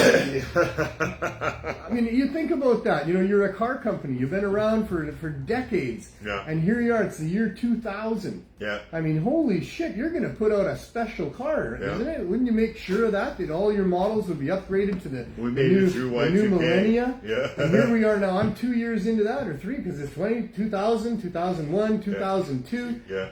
I think it's a spectacular car. I like it a lot. It didn't cost me very much, and I guess it's not, you know, it doesn't have its own braking system. I got to push the brakes and stuff. Yeah. But, you know, I'm thrilled. Well, I still have to brake. But also with I understand that. I know. But just if you didn't happen to brake when you should have, it'll kick in. It also has a radar system, so that when you use your cruise control, I have a button that'll allow me to be 1 chevron behind a car, 2 chevrons, or 3. I see. So, and then when it detects a car, it automatically brakes and matches. And the it probably speed of that detects car. radar up ahead as well. And No, slows you down. it's just the radar on the car to detect other. You could have a vehicles. radar detector though. Yeah, I guess I don't. Are they I legal have anymore? I Waze have no for idea. that. Yeah. Waze will tell me when there's a police up ahead. So yeah. Cool. Anyways, it's All right. 5:34. I It should is. let you get to your CSP I thing, think and that's what we got to do. yeah, and I'll see you next week. I'll see you next week. Great, thanks. As we make our preparations for Cannabis Day after an amazing 420 at Thornton Park. That was really something, a lot to digest. You know, we're 5 days past that, and still a lot of things are coming back, memories of that day. It was pretty spectacular. It wasn't a great day for the CSP. There was supposed to be some donations that didn't come in, but still it was just fine. And by CSP, I'm referring to the Cannabis Substitution Program. For those regular viewers, you'll know that to bring the people that aren't regular viewers up to speed, I need to do a little bit of a summary of what it is that we're talking about here, because this is really what the show is about. This is what we've been using as the theme for our show for way too long now. It should have been over a long time ago, but it isn't over yet. So until it's over, the main theme of this show is going to be the quest for a community-based, low-barrier access cannabis store that would have easy access to cannabis in all of its forms and all of its potencies, especially the edibles of higher dose.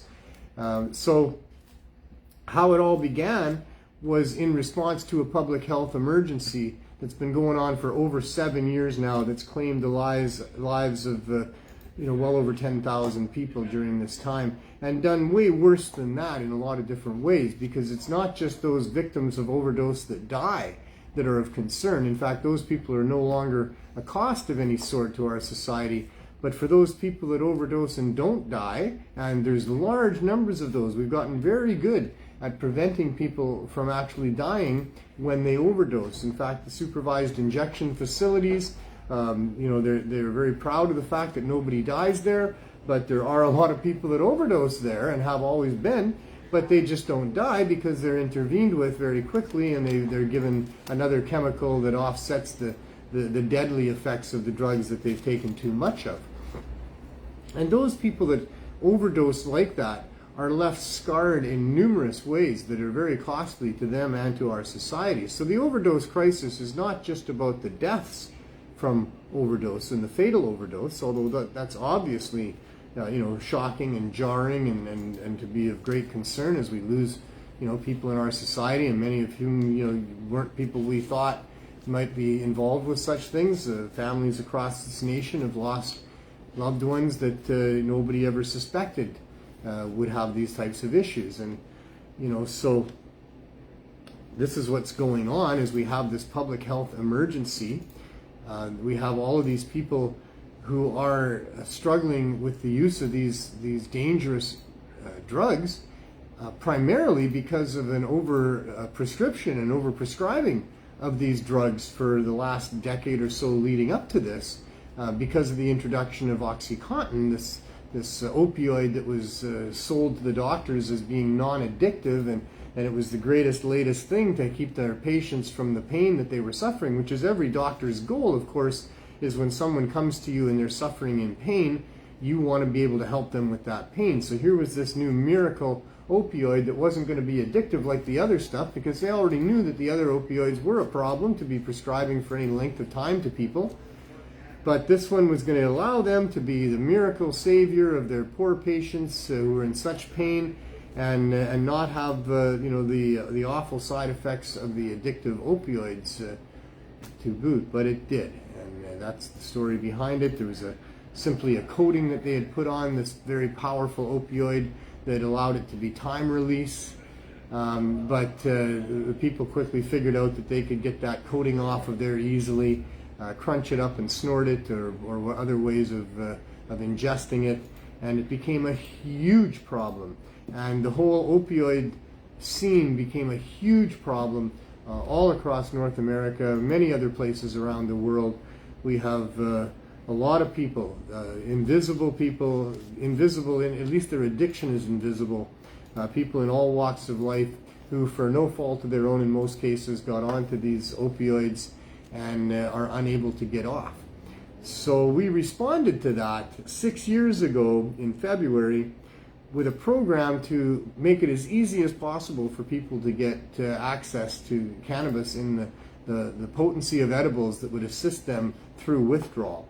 Having some personal information and knowledge that worked for people, we put together this program, and it's been running for 6 years, and it's evolved, quite nicely all the way through. And pretty quickly we went, we were up around a couple hundred people that would line up and get the care packs of high-dose edibles that we were handing out on the streets up close to Main and Hastings here, to the point where we had well over 300 people on a regular basis doing that every Thursday and every Sunday.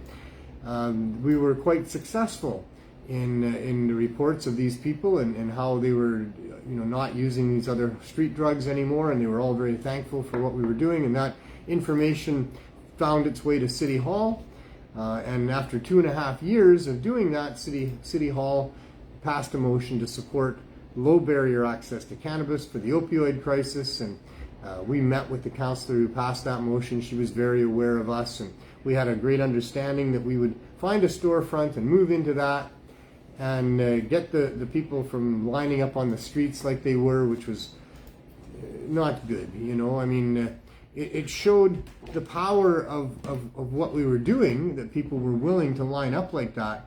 But to have hundreds of people lining up through winter, through the heat of summer, through rain and wind and all the other conditions, not even to mention the underlying fact that most of them have mobility issues in the first place. These are poor people, in many cases homeless people, people that are down and out on the downtown east side, the visible people. That's who we were targeting, was the visible people that were struggling with addiction. And these people struggle with everything, and they struggle with mobility. And here they were having to line up and stand there for a few hours, because they would start lining up for a few hours before we got there. So the city agreed that we should find a storefront and operate on a daily basis and not have people lining up like that. And so that's what we did. But the city ended up saying that they couldn't support us any further with a license to be able to operate until we got permission from the federal government. And that's been the barrier in our journey ever since. We did respond with a very good application to Health Canada. It's been over 2.5 years now.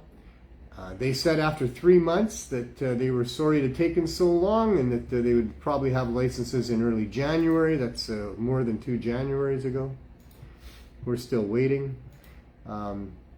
Turns out it's complicated. Turns out it's complicated because our government is obviously very corrupt. And as much as I didn't really want to understand that, to the point that we now are understanding it, that is the bottom line to all of this. That Health Canada is not interested in the value of what we're doing in addressing a public health emergency and rescuing people from addiction.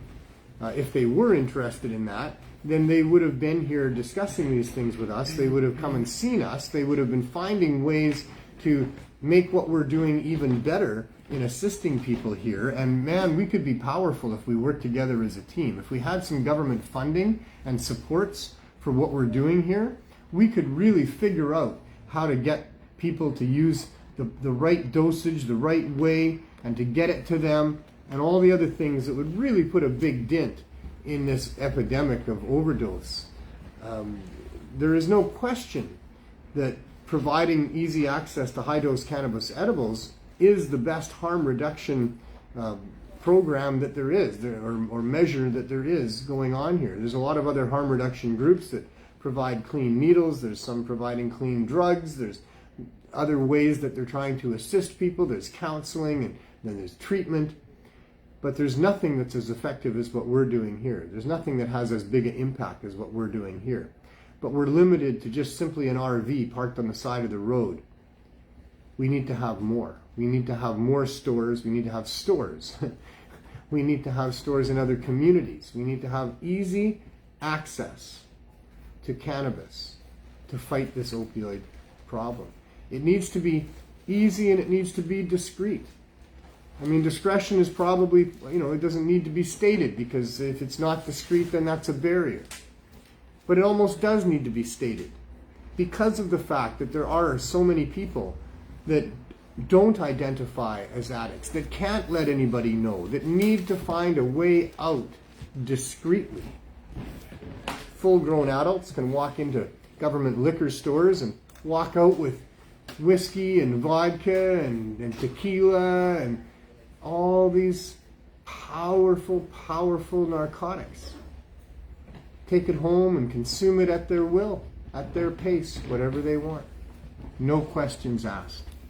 As long as you're obviously old enough, no questions asked. People need to be able to do at least the same with cannabis. They need to be able to discreetly walk into a store and walk out with high-dose edibles that are nothing close to the damage that can be done by high-dose alcohol. With some ability to understand the dynamics of how to use it for what they want. That's all. Make it easily understood. Run some campaigns. Put some dollars into advertising the truth that cannabis high-dose edibles, if you find the right dose, if you start low and go slow and find the right dose, they can be of great assistance in getting through the withdrawal off those drugs that just about everybody who's addicted to them wants off of. Not everybody. Some people are quite happy with the pain relief that they get from their opioids, and they should be able to access them with the full knowledge of what that's all about, how it might affect some other parts of their functioning of a human being, as you know, too much opioids can do over time, and some of the things like that. But with that information at hand, every adult deserves the freedom to do and use whatever they want to do and use, unless they're harming somebody else. And because that freedom tenet is violated, we have all of this problem that we have with drug addiction, drug abuse, illegal gangs, a tainted drug supply, the criminalization of drug users. All of these things all flow from the simple violation of that one tenet, of that it's your business and your right to consume or do whatever you want to consume or do or don't do, unless you're harming somebody else. And if public servants were respecting that and enforcing that, then we would not have these problems that we have, all born out of improper, misguided, corrupt government policies. So the CSP, being kicked out of the store due to not being able to get a city license, moved into the RV, and we've been out there for 2.5 years providing cannabis the way it should be provided, except, you know, under limited circumstances. If we had a store, we'd have, you know, the counters with the glass fronts, and everybody could see all of the different products that we have, and we could have, you know, 3 or 4 or 5 staff able to assist people in what it is that they need to know about the different things that we have, instead of being in an RV through inclement weather with just a little window to briefly have a conversation with people through while the next person in line waits. It's not how it's supposed to be. It's very undignified. It's very unnecessary. It's unjustified. It's time for the federal government to come clean, to give their head a shake, to stop being corrupt, and to do their job, to protect people. In the case of a public health emergency, their job should be to find out about any intervention that could be positive and support those that are. Instead, they got their head buried in the sand. They don't want our application. They probably can't stand reading it because it means they really should be doing something that they are not about to do, because they're in the pockets of some people who are monetizing this overdose crisis and who have monetized the legalization of cannabis. And they don't want to let it go because we're talking major amounts of money, and money rules the day, not people. And we say people and patience over profit and greed. And they don't want that. And that's what we're fighting. So the fight continues, the story continues, the show continues along those lines, and we'll just find out what the end result is somewhere down the line. In the meantime, let's do our little visit out at the RV, see what's going on, take a joint out there just in case they don't have one. They don't have one. Yeah, sure. Actually, today the RV's right out front. Yeah. Oh, and he didn't leave. I see that checkerboard guy over there. Yeah.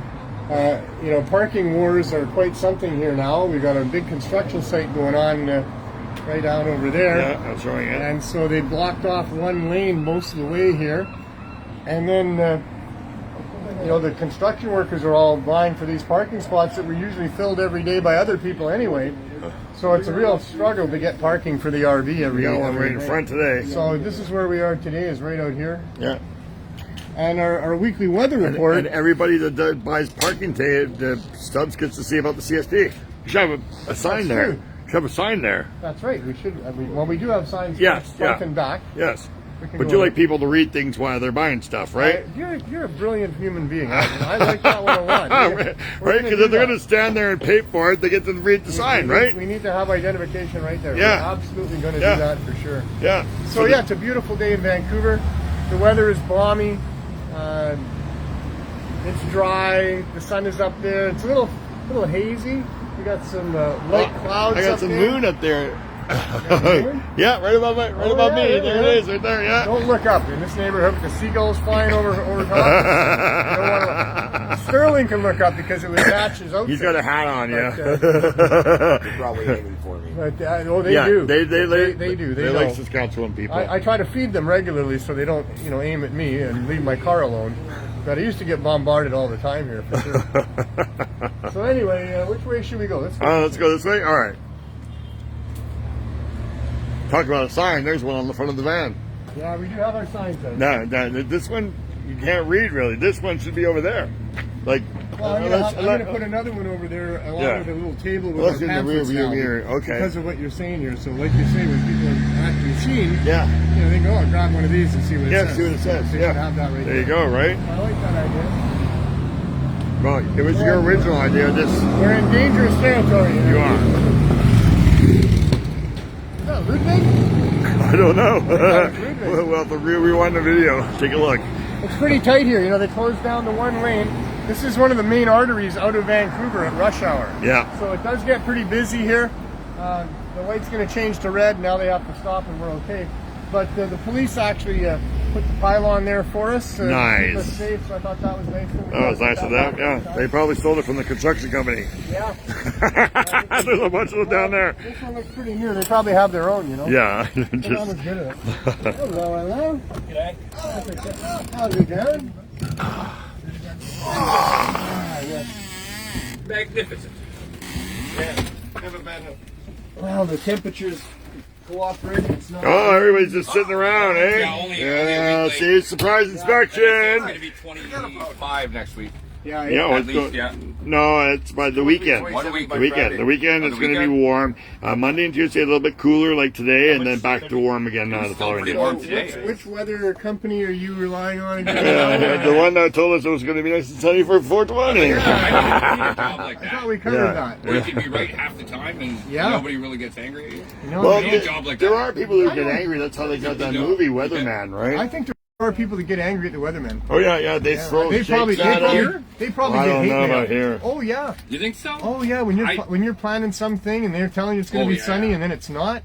I mean, I think feel like they you're- get Especially a hate wedding. mail. They probably get death threats.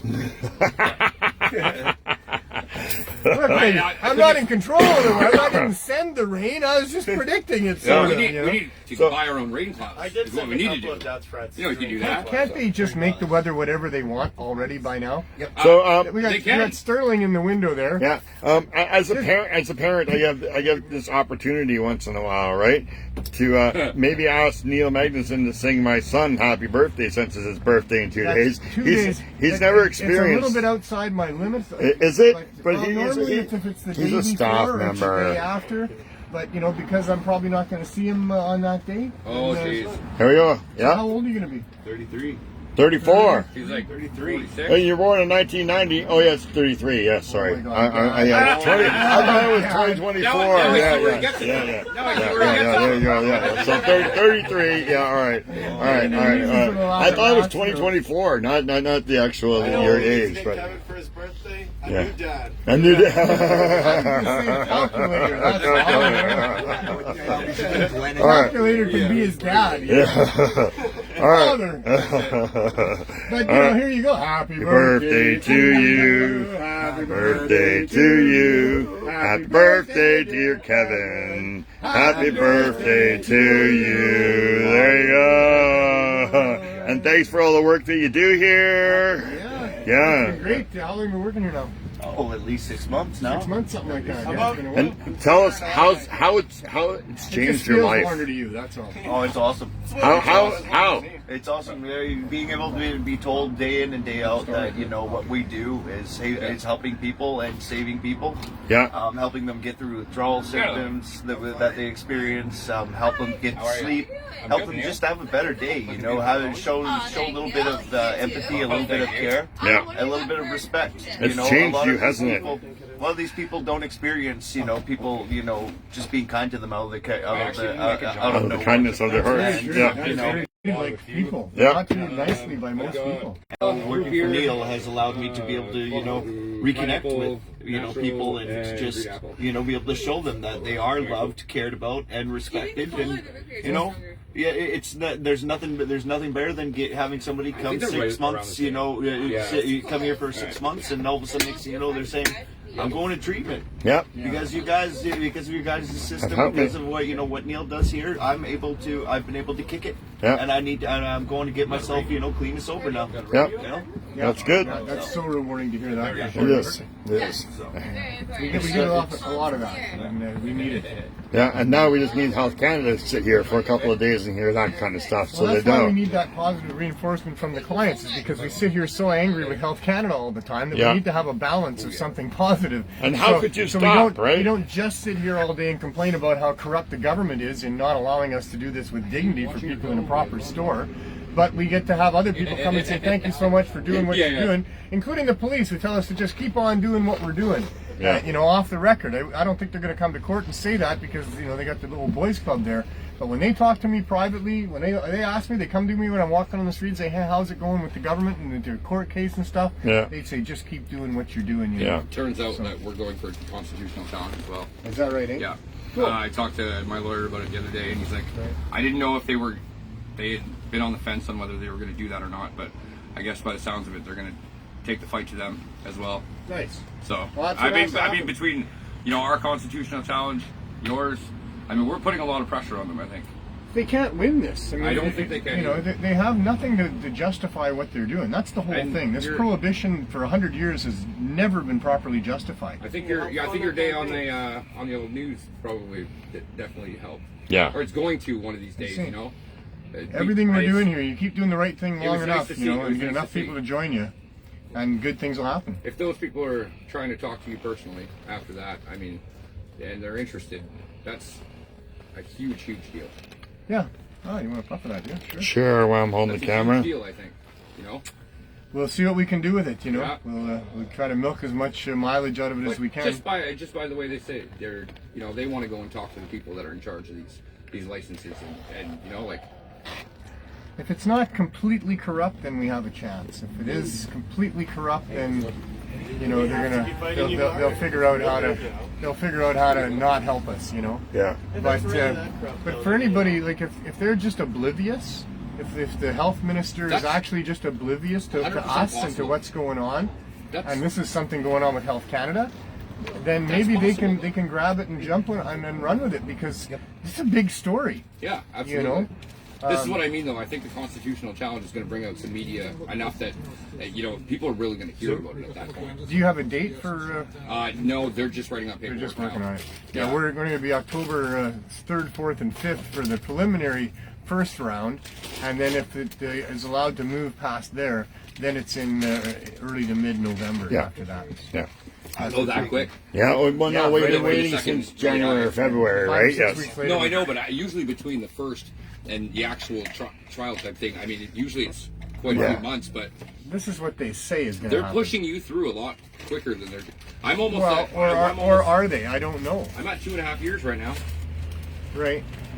In Yeah, No- we in were. November- So we'll be a year next month. Oh, no, when actually- they raided us. The actual charges didn't come for 11.5 months after that. So yeah. Right. So yeah, I guess. So yeah, we've been a year this May, and then it's going to go ahead to start with in October. Well, you know how these things go. It's probably Look at how much adjourned money for they're whatever wasting. reason, and they'll just keep pushing it, and there'll be all these 'Cause they different all court wanna get appearances paid. for nothing, because they're all getting paid all the way through, Yeah. for sure. They're in no rush, right? No. So we'll see what happens. It's interesting. We get to at least witness the whole procedure Firsthand. firsthand, and expose it to people and let them know what's happening. but the it exposure is needs to ridiculous. happen. It The really exposure does. needs to happen, and So share this video, folks. Make it go viral. Get it More out. people that know what's going on, the better, because we're living in corrupt times, and there's no better example than the whole prohibition and over-regulation of cannabis. But in a subset of that, there's really no better example than the CSP trying to get a license to continue to rescue people from addiction and save their lives, and being unable to do that so far for 2.5 years. That's a big story. So we have to get that out having there. an actual place inside where we can feel a little bit more safe. Yeah. And just And like the customers feel a little more safe. Well, that's exactly it, right? And that's what we need. That's what we need. That's what we're going for. You can help. Contact your anybody that's in any position to be able to help with that. The media, the government, the police. Just tell your family and friends. Make sure everybody understands. This legalization that we've got going on here is not what we can settle for. This is leaving out the most vulnerable people, the people that for all these years of the legalization movement, the ones that we were first and foremost centered on helping are the very ones that are left out of the legalization that we've been handed here. And we can't just let that happen. People that are requiring easy, reasonable access, low barrier, low cost access to good cannabis deserve to be able to get it. There's no reason why they can't. It's easy to produce, it's easy to grow. It would be really easy and cost effective for the government to subsidize access to cannabis for those people that can't afford it, for those people that need it for daily reasons. And yet the government is still doing the very opposite of that. It's criminal hypocrisy. It needs to stop, and we need everybody to do what we can to stop it. Go to your local protest. Thank you for coming to 420. Let's go to Cannabis Day, do the same thing. Let's make every day a day we do something to try to further the issue in the right direction, because it really needs to happen. So thanks for watching. I appreciate all of those that tune into the show. Thanks to all the people that help me with the show, the people that help me with what we do here. All of you people are awesome. Thanks to everybody who's going to do something. Thanks to everybody who did do something. Thanks to everybody who could do something and might, if you just think about it the right way. And anyway, be kind to yourself, be kind to this planet, be kind to other people, and most important, always have as much fun as you can. We'll see you next week.